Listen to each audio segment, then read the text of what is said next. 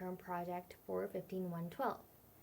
So the title for my term project is Road to 270, which is an election visualization project that surrounds the data for the presidential election of 2020.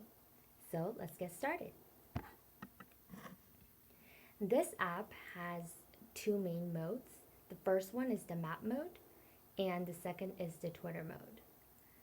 So let's go ahead and click on map mode first.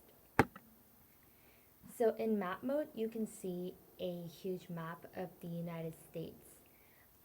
Each rectangle represents each individual state, and if you click on a state, you can view more information.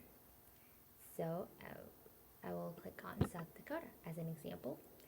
At the top, you would see a bar graph that shows the vote proportion for each party and the vote casted for each candidate for each party.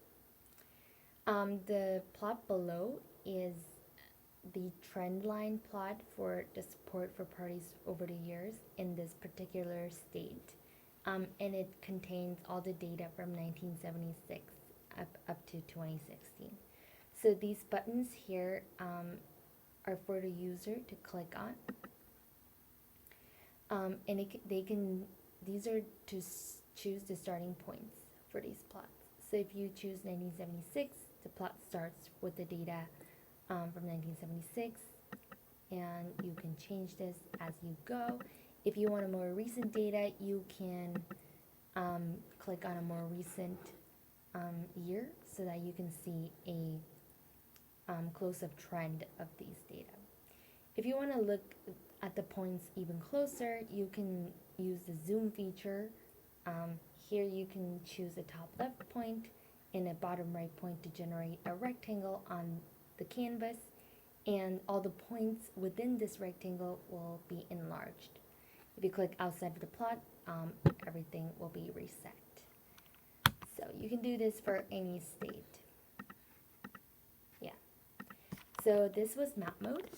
Now we'll go into Twitter mode.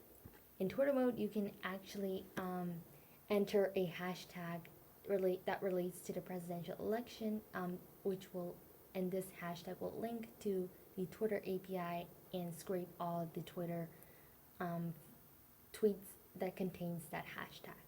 So I will go ahead and start with presidential debate, which is one of the example hashtags. Takes a while to load, but yes. So this is a tree map of the presidential debate. The size of each rectangle is the frequency of that word. If you click on the word, you can see the specific frequency of the word at the bottom of the page. On the top right, you can see the overall sentiment of the set of all tweets that contained the hashtag.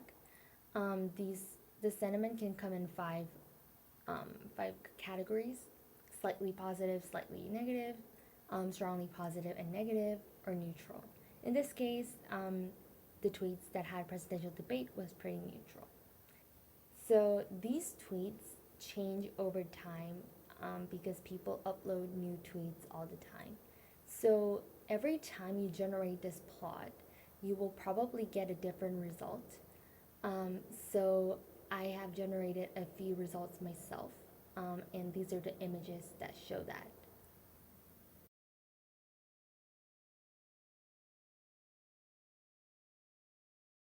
And from these images, you can see that for each tree map, it looks kind of different because the number of tweets that has the hashtag differs over time, and the frequency of the words differ over time as well. So this was my presentation. I hope you enjoyed it. Thank you so much. Bye.